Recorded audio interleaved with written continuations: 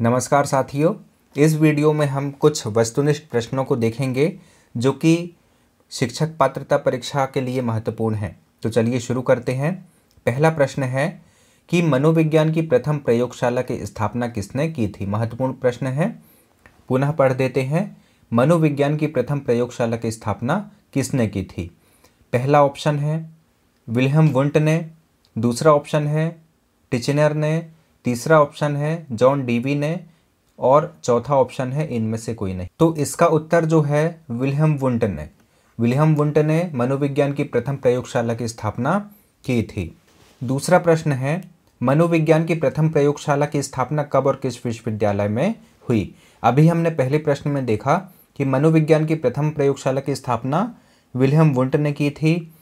अब इस प्रश्न में यह पूछा जा रहा है कि मनोविज्ञान की प्रथम प्रयोगशाला की स्थापना कब और किस विश्वविद्यालय में हुई।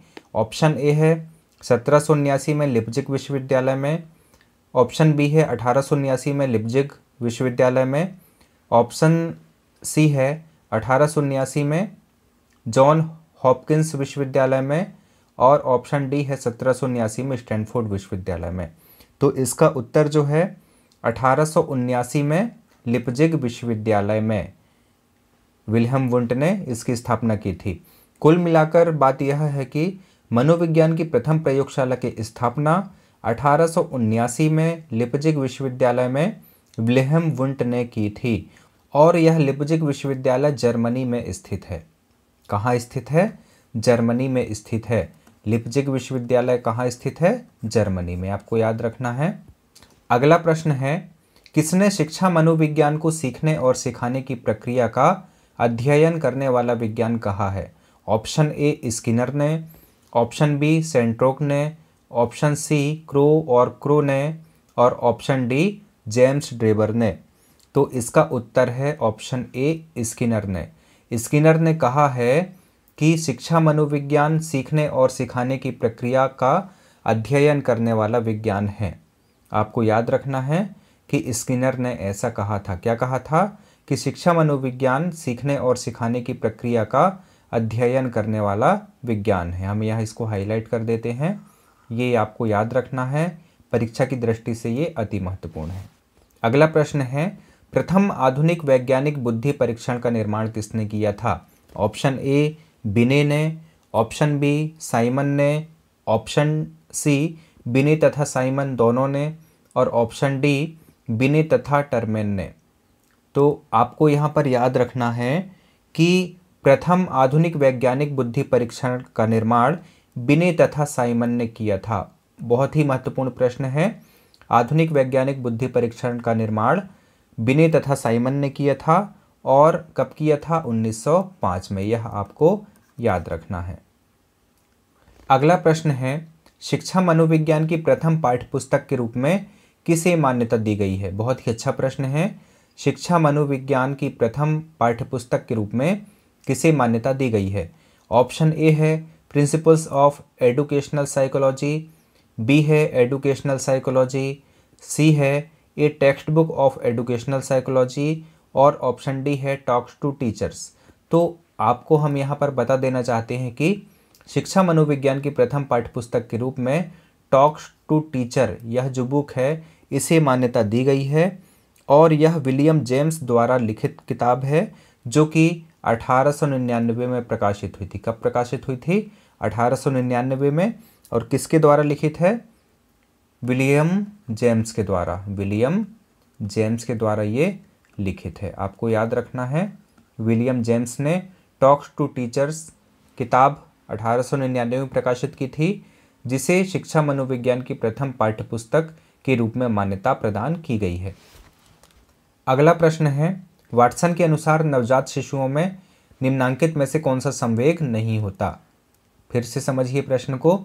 वाटसन के अनुसार नवजात शिशुओं में निम्नांकित में से कौन सा संवेग नहीं होता, यानी कि इसमें आपको बताना है कि जब शिशु पैदा होता है तो उसमें कौन सा संवेग नहीं होता। ऑप्शन ए है भय, ऑप्शन बी है क्रोध, ऑप्शन सी है प्यार और ऑप्शन डी है दुख। तो इसका उत्तर जो है दुख है। दुख नामक संवेग नवजात शिशुओं में नहीं होता, आपको याद रखना है। बहुत ही महत्वपूर्ण तथ्य है ये। अगला प्रश्न है निम्नांकित में कौन भाषा सीखने का साधन नहीं है?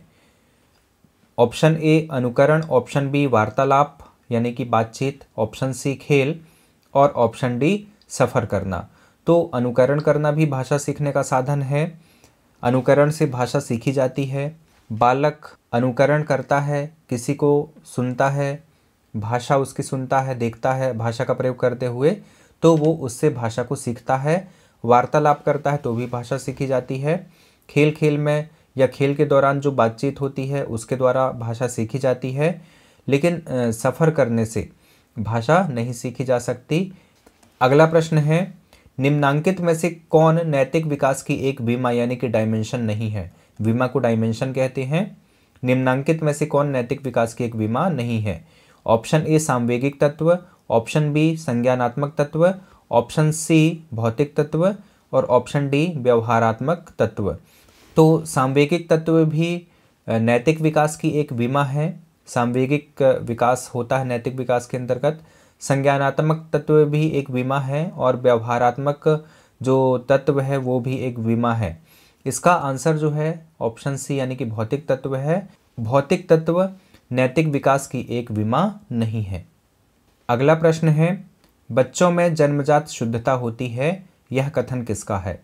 ऑप्शन ए कोहलबर्ग का, ऑप्शन बी जे रूसो का, ऑप्शन सी पियाजे का या ऑप्शन डी थार्नडाइक का।